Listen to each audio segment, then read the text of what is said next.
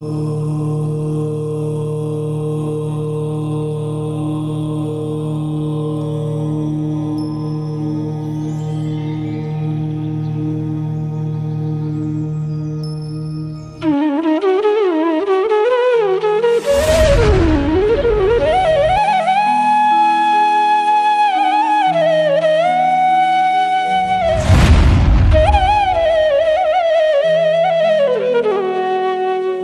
नमः सिद्धेभ्यः। ओम नमः सिद्धेभ्यः। ओम नमः सिद्धेभ्यः। मोक्ष मार्गस्य नेतारं भेत्तारं कर्म भूभृतां ज्ञातारं विश्वतत्त्वानां वंदे तद्गुण लब्धये वंदे तद्गुण लब्धये। बोलो देवादिदेव 1008 श्री श्री हंसनाथ भगवान की जय। आचार्य उमा स्वामी महामुनिराज की जय। आचार्य पूज्यपा स्वामी महामुनिराज की जय। संत शिरोमणि आचार्य गुरुवर विद्यासागर जी महामुनिराज की जय। निर्यापक श्रवण मुनि पुंगव श्री सुधा सागर जी महामुनिराज की जय। समस्त मुनि संघ की जय। चौथे अध्याय में 30 सूत्र तक का वर्णन हमारा हो गया था।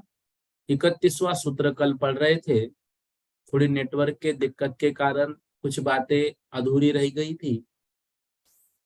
आइए 31वें सूत्र को फिर से समझ लेते हैं। जिनका भी कल थोड़ा सा ये सूत्र मोबाइल की दिक्कत के कारण रह गया, वो भी सब रिवीजन कर लीजिएगा। सूत्र नंबर 31। त्रिसप्त नवैकादश त्रयोदश पंचदश वृद्धि का नीतु।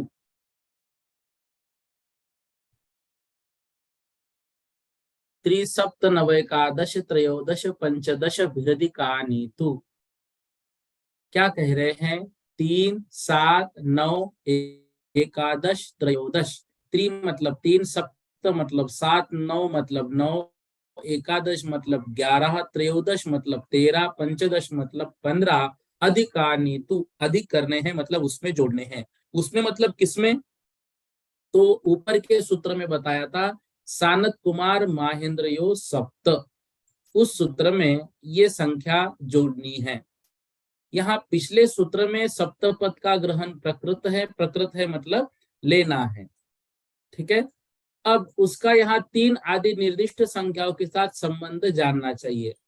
जैसे 3 अधिक 7 तो ये 10, 7 अधिक 7 14, 9, 7 अधिक 9 कितने हो गए? 16, एकादश मतलब 18, फिर त्रयोदश में 7 मिलाएंगे तो 20 और पंचदश में 7 मिलाएंगे तो 22। इस प्रकार इनका क्रम से दो दो कल्पों के साथ संबंध जानना चाहिए। सूत्र में तू शब्द की विशेषता दिखलाने के लिए दिया है। इससे क्या विशेषता मालूम पड़ती है? मतलब तू शब्द से तो कह रहे हैं इससे यहाँ यह विशेषता मालूम पड़ती है कि अधिक शब्द की अनुवृत्ति होकर उसका संबंध त्रि आदि 4 शब्दों से ही होता है, अंत के 2 स्थिति विकल्पों से नहीं। इससे यहाँ यह अर्थ प्राप्त होता है कि ब्रह्मलोक और ब्रह्मोत्तर में साधिक 10 सागरोपम उत्कृष्ट स्थिति है। लांत और कापिष्ट में साधिक 14 सागरोपम उत्कृष्ट स्थिति है। शुक्र और महाशुक्र में साधिक 16 सागरोपम उत्कृष्ट स्थिति है। शतार और सहस्त्रार में साधिक 18 सागरोपम उत्कृष्ट स्थिति है। आनत और प्राणत में 20 सागरोपम उत्कृष्ट स्थिति है। आरन और अच्युत में 22 सागरोपम उत्कृष्ट स्थिति है। अब इसके आगे के विमानों की स्थिति विशेष का ज्ञान कराने के लिए आगे का सूत्र कहते हैं। राजवार्तिक में कह रहे हैं 7 का 3 आदि के साथ संबंध जोड़ लेना चाहिए। तू शब्द सूचित करता है कि अधिक का संबंध सहस्रार तक ही करना चाहिए। अर्थात ब्रह्म ब्रह्मोत्तर में कुछ अधिक 10 सागर, लांतो कापिष्ट में कुछ अधिक 14 सागर, शुक्र महाशुक्र में कुछ अधिक 16 सागर, शतार सहस्रार में कुछ अधिक 18 सागर, आनत प्राणत में 20 सागर, आरन अच्युत में 22 सागर उत्कृष्ट स्थिति है। इस तू शब्द से ही अधिक का अन्वय सहस्रार स्वर्ग तक ही होता है। ये बात भी हमको याद रखनी है कि सहस्रार स्वर्ग तक की ये स्थिति बता रहे हैं। अब देखो त्रिसप्त नवैकादश त्रयोदश पंचदश वृद्धि का नीतु। इस सूत्र से ये जो मिलाकर बातें की जाती है मतलब 3, 7, 9, एकादश, त्रयोदश, पंचदश, ये जो संख्या है इसमें 7 मिलाने हैं। तो इस तरह से ये 7 मिलाते हुए चलना है। कनकमल जी जैन क्या पूछ रहे हैं, बोलिएगा। ये मैं पूछ रहा हूँ कि तुम में से कैसे मालूम पड़ा कि सहस्त्रार्थ क्या है, साहब ये समझ नहीं आता। हाँ, ये बात सही है कि सिर्फ तू शब्द से ये बात समझ में नहीं आती है, लेकिन ये क्या है, परावर्ती आचार्यों ने जो व्याख्या की है हाँ, उन व्याख्याओं से ये बात ज्ञात होती है। एक्चुअली तत्वार्थ सूत्र में हर बात तो उन्होंने अर्थ से नहीं स्पष्ट की है, तो ये जो परावर्ती आचार्यों ने उसके अर्थ करते गए, तो इन अर्थों से ही हमको ये बात समझ कर लेनी है। अब इन्होंने अच्छा, किस तरह से उस तुक की व्याख्या की है, ये बिल्कुल आपका प्रश्न जायज है, सभी के मन में ये है, यहाँ तक कि मेरे मन में भी है। लेकिन परावर्ती आचार्यों ने जो व्याख्या की है वो तो हमको स्वीकार करनी ही है, इस कारण ठीक से बात, इसको हमें स्वीकार करना है। ठीक है ना। ठीक बात। हाँ, जय जिनेन्द्र। अब देखिए, तो ये 3, 7 का जोड़ घट जो है वो अच्छे से हमको याद रखना है, क्योंकि ये सूत्र बहुत बार अर्थ के लिए आता है, तो इसमें अर्थ में बहुत बार कंफ्यूजन हो जाता है। तो हम 3 सागर, 7 सागर, ये 9 सागर, 11 सागर, 15 सागर ऐसा लिखते हैं। इसमें अधिकानितु अधिक करने हैं, मतलब प्लस करने हैं। किसके साथ प्लस करने हैं, तो 7 के साथ प्लस करने हैं। यह बात भी हमको याद रखनी है। तो सूत्र का अर्थ विशेष होता है, जहां पर मतलब जहां पर विशेष अर्थ निकलता है वही सूत्र अधिकतर अर्थ के लिए दिए जाते हैं। तो उसमें से यह सूत्र भी एक है। जैसे तीसरे अध्याय से तथोत्तरा, तीसरे अध्याय से उत्तरा दक्षिण तुल्या, इस प्रकार से ये जो सूत्र है ये ऐसे विशेष अर्थ वाले होते हैं। दूसरे अध्याय से देखा जाए तो न देवाहा है छोटा सा सूत्र, लेकिन अर्थ बहुत बड़ा होगा। इस तरह से इन सभी बातों को भी हमको याद रखना है, ऐसे सूत्र अलग से करने हैं। अब जो तू शब्द के विषय में प्रश्न किया गया है उसके विषय में थोड़ा सा हमें याद रखना है कि सूत्र में दिए गए तू शब्द का अर्थ है कि पूर्व सूत्र में कथित अधिक शब्द का संबंध 4 युगलों के साथ करना चाहिए। उसके आगे के स्वर्गों में आयु सागरों से कुछ अधिक नहीं है। इसका अर्थ यह है कि ब्रह्म ब्रह्मोत्तर स्वर्ग में देवों की आयु कुछ अधिक 10 सागर, लांतो कापिष्ट स्वर्ग में देवों की आयु कुछ अधिक 14 सागर, शुक्र महाशुक्र में कुछ अधिक 16 सागर, शतार सहस्रार में कुछ अधिक 18 सागर, आनत तानत में 20 सागर। तो ये जो अधिकानी तू, यदि मान लो तू शब्द से विशेष अर्थ उनको नहीं देना होता तो च शब्द का प्रयोग कर देते। ठीक है ना। च शब्द से मतलब ऊपर जैसा है कुछ अधिक जोड़ लीजिए, यूं यूं बातें हो जाती। लेकिन तू शब्द दिया है तो तू शब्द कुछ विशेष अर्थ के लिए दिया है। इस कारण से यहाँ पर ये बात बस आचार्यों ने, परावर्ती आचार्यों ने ऐसा लिखा है कि तू शब्द से अधिक का अन्वय सहस्रार स्वर्ग तक ही होता है। सूत्र में तू शब्द व्यर्थ है, क्योंकि अधिक इस अधिकार में सहस्रार स्वर्ग तक अधिक शब्द कहा है। तू शब्द व्यर्थ नहीं, क्योंकि तू शब्द से ही सहस्रार स्वर्ग की मर्यादा सिद्ध होती है। क्लियर हुआ। क्योंकि अधिके जो भिर्दिकानी तो ये शब्द आया, अधिक अधिक करना है, और ऊपर से अधिक ये तो अन्वय चल ही रहा था। तू इसमें विशेष दिया है तो विशेष देने के बाद कुछ ना कुछ तो वहां पर विशेष बात होगी, यह बात हमें याद रखनी है। तो जो तू शब्द के विषय में है इतना हमें याद रखना है कि सहस्रार जो आनत प्राणत है, जहां पर 20 सागर की आयु है, आरन अच्युत स्वर्ग जहां पर 22 सागर की आयु है, उत्कृष्ट स्थिति है। तो 20 सागर और 22 सागर ये दोनों आयु कुछ अधिक से रहित है, इसमें कुछ अधिक नहीं है। इसका विशेष कारण क्या है, घातायुष्क जो होते हैं वे इस मतलब आनत प्राणत, आरन अच्युत इस स्वर्ग तक नहीं आते, उसके नीचे ही आएंगे। ठीक है। 32वां सूत्र देखते हैं। देखो, आरणाच्युता दूर्ध्वमेव कैकेन नवसु दैवेयकेषु विजयादिषु सर्वार्थ सिद्धौ च।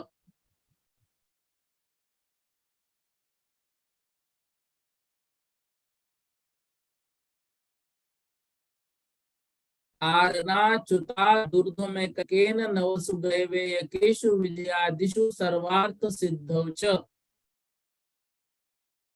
आरण और अच्युत स्वर्ग के 8वें युगल से ऊपर 9 अनुदिश और विजयादि 4 अनुत्तरों और सर्वार सिद्धि में देवों की उत्कृष्ट आयु क्रमशः एक एक सागर वृद्धिंगत है। एक एक सागर वृद्धिंगत है। कहां पर?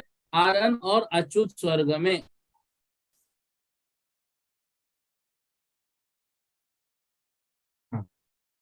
आरण और अच्युत स्वर्ग में 8वें युगल से ऊपर 9 अनुदिश विजयादि 4 अनुत्तरों और सर्वार सिद्धि में देवों की उत्कृष्ट आयु एक एक सागर वृद्धिंगत है, मतलब एक एक सागर बढ़ानी चाहिए। सर्वार सिद्धि में इसकी व्याख्या क्या की है? देखिए, पूर्व सूत्र से अधिक पद की अनुवृत्ति होती है, इसलिए यहाँ इस प्रकार संबंध करना चाहिए कि एक एक सागरोपम अधिक है। सूत्र में 9 पद का ग्रहण किस लिए किया? समान। प्रत्येक द्रव्यक में एक एक सागरोपम अधिक उत्कृष्ट स्थिति है, इस बात का ज्ञान कराने के लिए 9 पद का अलग से ग्रहण किया है। यदि ऐसा न करते तो सब द्रव्य से अधिक पद की अनुवृत्ति होती है, इसलिए यहाँ इस प्रकार संबंध करना चाहिए कि एक एक सागरोपम अधिक है। सूत्र में 9 पद का ग्रहण किस लिए किया है?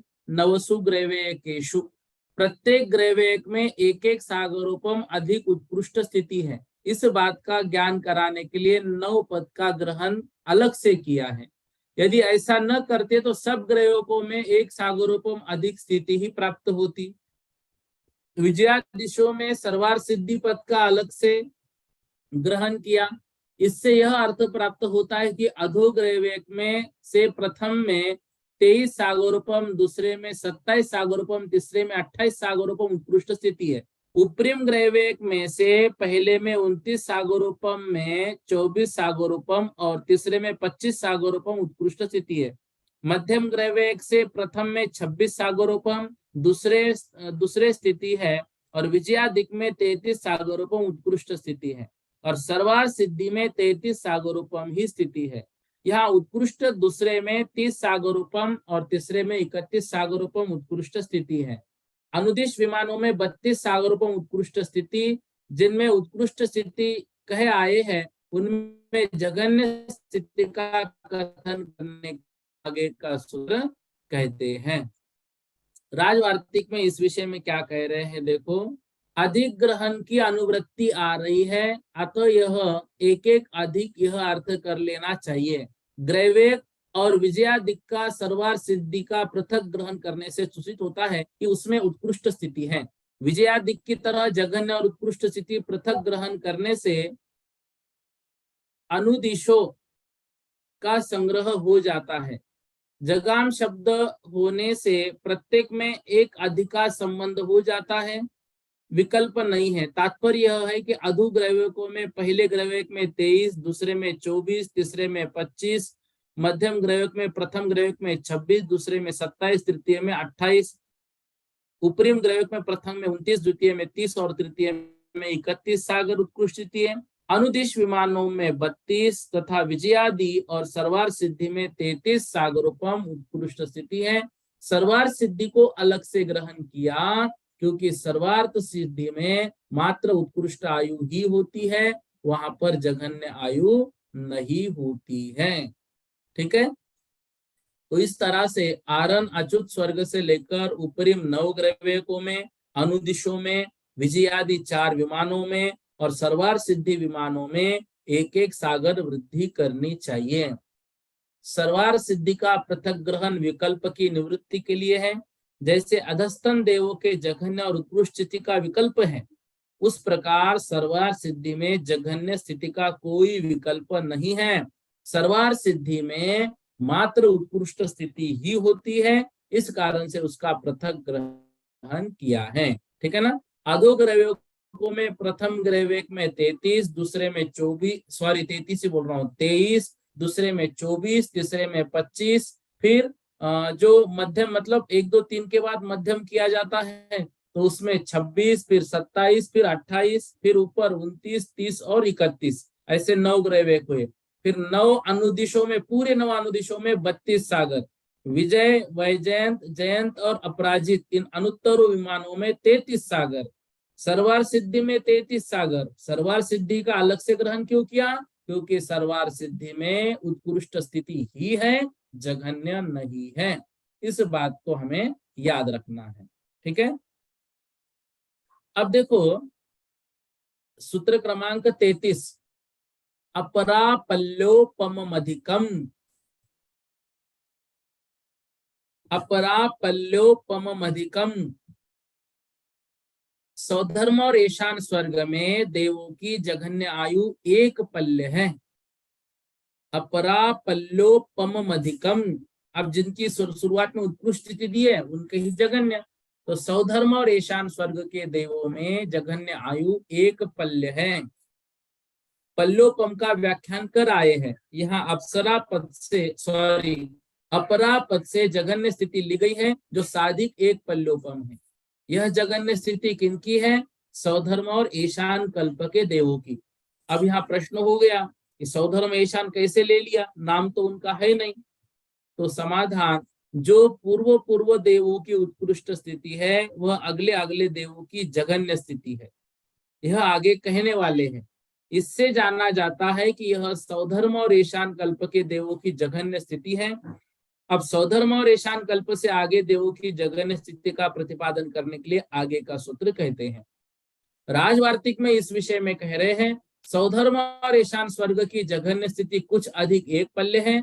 आगे के सूत्रों में भुवनवासी आदि तथा सानत कुमार आदि की जघन्य स्थिति बताई है, अतः ज्ञात होता है कि इस सूत्र में सौधर्म और ईशान की स्थिति बताई जा रही है। ये बात हमको कभी कभी क्या है, परिशेष न्याय से ये बातें जानी जाती है, ठीक है। तो अपरा पल्लोपमधिकम, तो उत्कृष्ट स्थिति बताई, जघन्य स्थिति बताने के लिए ये सूत्र लिखा है। तो सौधर्म ईशान स्वर्ग के देवों की जघन्य स्थिति पल्लोपम से कुछ अधिक है।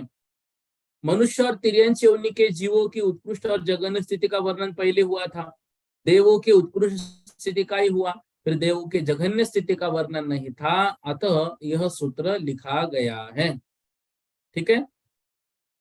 तो परिशेष न्याय से यहाँ पर सौधर्म और ईशान स्वर्ग के देवों की जघन्य स्थिति है, यह हमने जाना है, क्योंकि आगे जो है भुवनवासी देवों की जघन्य स्थिति बताई जाएगी। परतः परतः पूर्वा पूर्वानंतरा, इस सूत्र में सानत कुमार देवों की जघन्य स्थिति कहेंगे।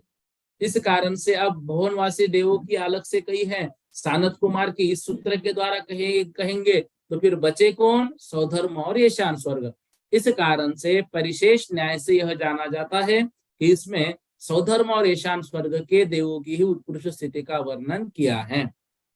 सौधर्म और ईशान स्वर्ग के देवों की जघन्य आयु 1 पल्य और 1 समय अधिक 1,00,000 वर्ष प्रमाण है, क्योंकि ज्योतिष के देवों की जो उत्कृष्ट आयु है वह सौधर्म और ईशान स्वर्ग के देवों की 1 समय अधिक जघन्य आयु है, ठीक है।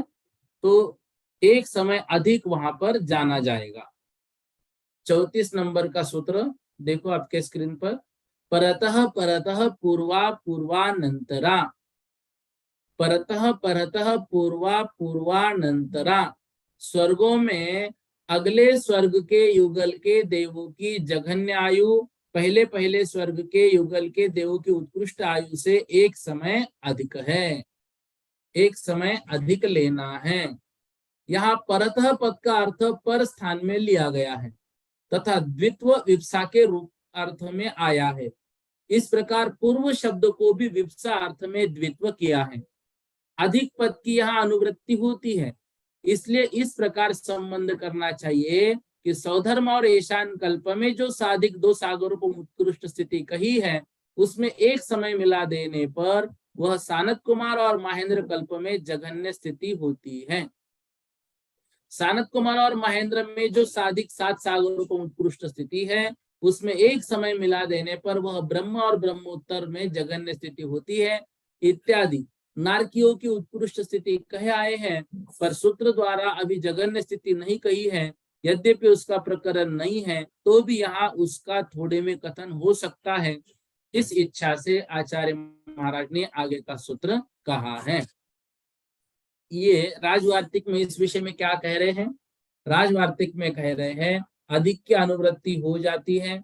सौधर्म और ईशान की जो 2 सागर से कुछ अधिक उत्कृष्ट स्थिति है, वही कुछ अधिक होकर सानत कुमार और महेंद्र में जगन्य स्थिति हो जाती है। सानत कुमार और महेंद्र की जो कुछ अधिक 7 सागर उत्कृष्ट स्थिति है, वही कुछ अधिक होकर, मतलब एक समय अधिक होकर ब्रह्म और ब्रह्मोत्तर में जगन्य स्थिति हो जाती है। सर्वार सिद्धि का पृथक ग्रहण करने से यही सूचित होता है कि जगन्य स्थिति का क्रम विजयातिक चलता है। यद्यपि पूर्व शब्द से पहले की स्थिति का ग्रहण हो सकता है, फिर भी चूंकि पूर्व शब्द का प्रयोग मथुरा से पूर्व में पटना है इत्यादि स्थलों में व्यवहारित में देखा जाता है, अतः अव्यवहारित का संबंध करने के लिए अनंतर शब्द का प्रयोग किया है। देखो, परतः परतः पूर्वा पूर्वानंतरा, जो पर अर्थात अगले देश में रहे हैं उसका नाम परतः है। परतः परतः यह विवक्षा द्वित्वा में है। पूर्व शब्द के विवक्षा में द्वित्व जानना चाहिए। इसका तात्पर्य यह है कि पूर्व पूर्व के देवों की जो उत्कृष्ट स्थिति है वह उपरिम देवों की जघन्य स्थिति है। पूर्णिमा जी बोलिए। भैया जी जय जिनेन्द्र। जय जिनेन्द्र। मैं यूं कह रही थी कि जैसे सोधर में स्वर्ग की जो 2 सागर से कुछ अधिक है तो अपन उत्कृष्ट लगा दी, और वही सानत कुमार महेंद्र में कुछ अधिक कम, फिर 1 + 1 समय अधिक लगाना पड़ेगा। बिल्कुल, एक समय अधिक लगाना पड़ेगा, नहीं तो किसी ने जो साधिक 2 सागर आयु समझो प्राप्त कर ली तो वो कहाँ जाएगा? जघन्य के हिसाब से सानत कुमार में जाएगा कि उत्कृष्ट के हिसाब से सौधर्म में जाएगा? दोनों में कितना कंफ्यूज हो जाएगा। तो एक समय यदि अधिक है तो फिर ऊपर चला जाएगा, एक समय कम है तो नीचे आ जाएगा। समझ रहे हो ना? हाँ, यानी कि उत्कृष्ट में तो कुछ अधिक स्थिति बताएंगे, और हाँ, उसके ऊपर कुछ अधिक + 1 समय, एक समय लगाएंगे अगला जघन्य बताते समय। नहीं तो कुछ अधिक नहीं लगाना है। कुछ अधिक तो लगाना ही है, प्लस 1 समय लगाना है। हाँ, तो दोनों लगाना है। ठीक है भैया जी, हाँ, जय। तो एक समय अधिक का बहुत बड़ा हेतु है ये कि फिर वो कहाँ जाना ये कंफ्यूज हो जाएंगे, इसलिए एक समय उसमें जोड़ना ही जोड़ना है। ठीक है ना? ठीक। श्लांतो कापिष्ट स्वर्ग के देवों की जघन्य स्थिति एक समय अधिक 10 मतलब 10.5 सागर। शुक्र महाशुक्र स्वर्ग के देवों की जघन्य स्थिति एक समय अधिक 14.5 सागर। शतार सहस्रार स्वर्ग के जघन्य स्थिति एक समय अधिक 16.5 सागर। आनत प्राणत स्वर्ग के देवों की जघन्य स्थिति एक समय अधिक 18 सागर, क्योंकि यहाँ से कुछ अधिक नहीं है। आरण आचुत स्वर्ग के देवों की जघन्य स्थिति एक समय अधिक 20 सागर। ठीक है ना? तो कुछ अधिक में यहाँ तक आधा आधा सागर लिया है। इस प्रकार एक समय अधिक होकर आगे पूर्व पूर्व के स्वर्गों की उत्कृष्ट आयु आगे आगे के स्वर्गों की जघन्य आयु हो जाती है।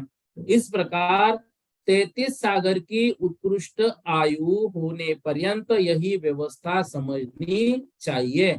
मात्र सर्वार सिद्धि में जघन्य स्थिति नहीं रहेगी। हाँ, ममता जी जैन बोलिएगा। जय जिनेन्द्र भैया जी।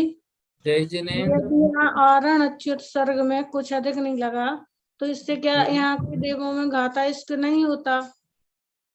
हाँ, यहाँ पर घाता युष्क नहीं पहुंचते हैं, ये तो बताया ना, अभी बताए थोड़ी देर पहले से। और नवग्रह में भी हाँ, वहां नहीं है ना। देखो, घाता युष्क जो है वो नीचे आएंगे, आरण आचुत से आनत प्राणत से आगे नहीं आएंगे वो। ठीक है ना?